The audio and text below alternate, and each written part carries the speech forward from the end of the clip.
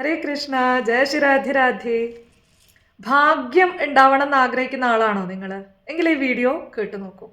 പല ആൾക്കാരും പറയണ കേൾക്കാറുണ്ട്, എനിക്ക് ഭാഗ്യം ഉണ്ടായിരുന്നെങ്കിൽ, ഭാഗ്യം ഉണ്ടെങ്കിൽ അത് കിട്ടും എന്നൊക്കെ. ഭാഗ്യം എന്ന് പറയുന്നത് നമ്മളുടെ ഉള്ളിൽ തന്നെയുള്ള കാര്യമാണ്. അത് ഭഗവാന്റെ അനുഗ്രഹത്തിൽ കൂടി നമുക്ക് കിട്ടുന്നതാണ്. നമ്മളുടെ തന്നെ കർമ്മത്തിൻ്റെ ഫലം, നല്ല ഫലമാണ് ഈ ഭാഗ്യം എന്ന് പറയുന്നത്. അത് ഈ ജന്മത്തിൽ തന്നെ ആവണമെന്നില്ല. പൂർവ്വജന്മങ്ങളിലൊക്കെ നിങ്ങൾ ചെയ്തിട്ടുള്ള ആ നല്ല കർമ്മങ്ങളുടെ ഫലമാണ് ഈ ജന്മത്തിൽ ഭാഗ്യമായിട്ട് നിങ്ങളെ തുണയ്ക്കുന്നത്. ഈ ജന്മത്തിലും ഈ ഭാഗ്യം വർദ്ധിപ്പിക്കാവുന്നതാണ്.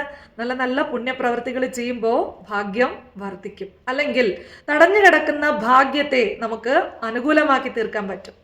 നമ്മളുടെ തന്നെ കൈകൾ, നമ്മളുടെ തന്നെ കാലുകൾ, നമ്മളുടെ മുഖം, ഇതിലെല്ലാം 9 ഗ്രഹങ്ങളും നമുക്ക് ഭാഗ്യം നൽകാനായിട്ട് നമ്മളുടെ ഈ കയ്യിലും കാലിലും മുഖത്തും ഒക്കെ ആക്ടിവേറ്റ് ആയിട്ട് ഇരിക്കുന്നുണ്ട്. നമ്മൾ അതിനെ ഒന്ന് ഉണർത്തണം. ഇങ്ങനെ ഉണർത്തുമ്പോഴാണ് ആ ഗ്രഹത്തിന്റെ അനുകൂലമായിട്ടുള്ള ഊർജം നമുക്ക് കിട്ടുക. അതുകൊണ്ടാണ് പറയുന്നത്, രാവിലെ എഴുന്നേറ്റ് കഴിഞ്ഞാൽ നിങ്ങളിങ്ങനെ കൈകളൊക്കെ ചേർത്ത് വെച്ചിട്ട് പ്രാർത്ഥിക്കൂ. കരാഗ്രേ വസതേ ലക്ഷ്മി ചെല്ലു എന്നൊക്കെ പറയുന്നത് നമ്മളുടെ കൈകളിൽ തന്നെ ഉണ്ട് സകല ദേവതകളുടെയും സകല ഗ്രഹങ്ങളുടെയും ഒക്കെ സാന്നിധ്യം. അതിനെ ആക്ടിവേറ്റ് ചെയ്യൂ, അതിനെ നിങ്ങളിലേക്ക് ആകർഷിക്കൂ എന്നാണ് അതിൻ്റെ അർത്ഥം. ഓക്കെ, അപ്പോൾ നിങ്ങൾക്ക് ഇന്ന് നവഗ്രഹങ്ങളിൽ പ്രധാനിയായിട്ടുള്ള, ഭാഗ്യത്തിൻ്റെ ദേവതയായിട്ടുള്ള, സകല സർവ്വ ഐശ്വര്യങ്ങൾക്കും കാരകനായിട്ടുള്ള വ്യാഴഗ്രഹത്തെ എങ്ങനെ ആക്ടിവേറ്റ് ചെയ്യാം എന്നാണ് പറഞ്ഞുതരാൻ പോണത്. ഭഗവാൻ ശ്രീ മഹാവിഷ്ണുവിൻ്റെ അനുഗ്രഹത്തിൽ കൂടി, ആ ഗുരുവായൂരപ്പൻ്റെ അനുഗ്രഹത്തിൽ കൂടി നമുക്ക് നേടാൻ സാധിക്കാത്തതായിട്ടൊന്നും ഈ പ്രപഞ്ചത്തിലില്ല. നിങ്ങൾക്ക് എന്ത് വേണോ അത് ഗുരുവായൂരപ്പൻ തരും. നിങ്ങൾ എന്താഗ്രഹിക്കണോ അത് ഭഗവാൻ തരും. എന്താണ് വേണ്ടതെന്ന് നമ്മൾ തീരുമാനിക്കണം, അത്രേ ഉള്ളൂ.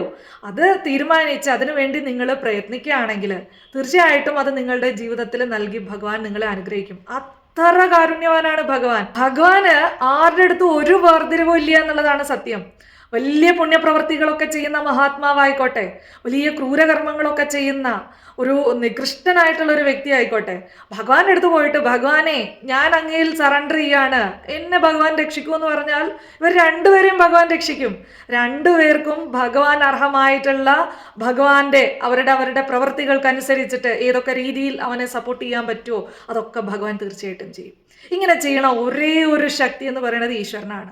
നിങ്ങൾ നോക്കി നോക്കും, മനുഷ്യർക്കിടയിൽ നിങ്ങൾക്ക് എത്ര പേരെ ഇങ്ങനെ കാണാൻ പറ്റും? നിങ്ങളുടെ ഏറ്റവും നല്ല സുഹൃത്തുക്കളായിക്കോട്ടെ, നിങ്ങളുടെ ഏറ്റവും വേണ്ടപ്പെട്ട ബന്ധുക്കളായിക്കോട്ടെ, ജീവിത അവസാന കാലം വരെ ഉണ്ടാവും എന്ന് പ്രോമിസ് ചെയ്ത് ഓരോ നിമിഷവും നിങ്ങളോട് കണക്ട് ചെയ്തിരിക്കുന്ന വ്യക്തികളായിക്കോട്ടെ, ഏതെങ്കിലും ഒരു സാഹചര്യത്തിൽ നിങ്ങൾ അവരെ ഏതെങ്കിലും തരത്തിൽ വേദനിപ്പിച്ചാൽ പിന്നീട് ഒരിക്കലും ആ വ്യക്തികൾ നിങ്ങളോട് ക്ഷമിക്കുകയോ അല്ലെങ്കിൽ നിങ്ങളെ ഏതൊക്കെ രീതിയിൽ അവർക്ക് തിരിച്ച് തക്കതായിട്ടുള്ള ശിക്ഷ നൽകാൻ സാധിക്കും ആ രീതിയിലൊക്കെ നിങ്ങളെ പണിഷ് ചെയ്യുന്ന ആൾക്കാരായിരിക്കും കൂടുതലും. വളരെ തുച്ഛമായിട്ടുള്ള ആളുകൾ മാത്രമേ നിങ്ങളോട് ക്ഷമിച്ച് നിങ്ങളുടെ തെറ്റിന് മാപ്പ് തന്ന് നിങ്ങളോടൊപ്പം ഉണ്ടാവുള്ളൂ. പക്ഷേ എപ്പോഴും നമ്മൾ പറയില്ലേ, ഒരു ഗ്ലാസ് പാത്രം അത് പൊട്ടിപ്പോയാൽ പൊട്ടിയത് തന്നെയാണ്, പിന്നെ അതിനെ പഴയ ആ രീതിയിലേക്ക് ആക്കാൻ സാധിക്കില്ല. അതുപോലെ തന്നെയാണ് പല ബന്ധങ്ങളും പല മനുഷ്യരും. എന്നാൽ ഈശ്വരൻ ഒരിക്കലും അങ്ങനെയല്ല. നിങ്ങൾ എത്ര വലിയ പാപം ചെയ്താലും, എന്തൊക്കെ ക്രൂര കർമ്മങ്ങൾ നിങ്ങൾ ചെയ്താലും, നിങ്ങൾ ഭഗവാന്റെ അടുത്ത് ഒരിക്കലും സറണ്ടർ ചെയ്താലുണ്ടല്ലോ, ആ ഭഗവാൻ നിങ്ങളെ പിന്നെ ഒരിക്കലും വിടില്ല. നിങ്ങളെ അത്രത്തോളം ആ ഭഗവാനിലേക്ക് അടുപ്പിച്ച് നിങ്ങളെ ക്രിസ്റ്റൽ ക്ലിയർ ആക്കി മാറ്റും എന്നുള്ളതാണ് സത്യം. അപ്പോൾ നിങ്ങൾക്ക് ആ ഭഗവാന്റെ അനുഗ്രഹം വേണമെങ്കിൽ നിങ്ങൾ ആ ഭഗവാനിലേക്ക് ചെല്ലുക, ആ ഭഗവാന്റെ അടുത്ത് സറണ്ടർ ചെയ്യുക, അത്രേ ആവശ്യമുള്ളൂ. അതാണ് ഭഗവാനും ഭക്തനും തമ്മിലുള്ള ബന്ധം എന്ന് പറയുന്നത്. അപ്പോൾ ഈ നവഗ്രഹങ്ങളിൽ ഏറ്റവും കൂടുതൽ നമ്മളെ സ്വാധീനിക്കുന്ന, നമ്മളുടെ ജീവിതത്തിൽ ധനം, ഐശ്വര്യം, സന്തോഷം, സമാധാനം, ജ്ഞാനം ഇതെല്ലാം നൽകി നമ്മളെ അനുഗ്രഹിക്കുന്ന ഗ്രഹം എന്ന് പറയുന്നത് വ്യാഴമാണ്. വ്യാഴത്തിൻ്റെ അനുഗ്രഹം ഉണ്ടെങ്കിൽ പിന്നെ ബാക്കിയുള്ള എല്ലാ പ്ലാനറ്റ്സും നിങ്ങൾക്ക് എതിരായിക്കോട്ടെ, എന്നാലും നിങ്ങൾ സർവൈവ് ചെയ്യും. നിങ്ങളെ ഭഗവാൻ ഉന്നത സ്ഥാനത്തെത്തിക്കും. അതാണ് ആ വ്യാഴഗ്രഹത്തിന്റെ പ്രത്യേകത.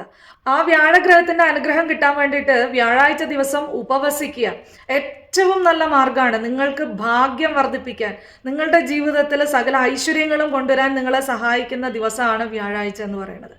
വ്യാഴഗ്രഹത്തിന് ഏറ്റവും പ്രാധാന്യമുള്ള ദിവസമായിട്ടുള്ള വ്യാഴാഴ്ച നിങ്ങൾ ഉപവസിക്കുകയാണെങ്കിൽ, വളരെയധികം അനുകൂലമായിട്ടുള്ള ഊർജം നിങ്ങൾക്ക് ആകർഷിക്കാൻ സാധിക്കും. അപ്പം അന്നത്തെ ദിവസം ഒരു നേരം മാത്രം കട്ടിയായിട്ടുള്ള ആഹാരം കഴിക്കുക, ബാക്കിയുള്ള സമയങ്ങളിൽ ലൈറ്റ് ഫുഡ് കഴിക്കുക, മാക്സിമം ഭഗവാന്റെ നാമങ്ങൾ ചെല്ലുക.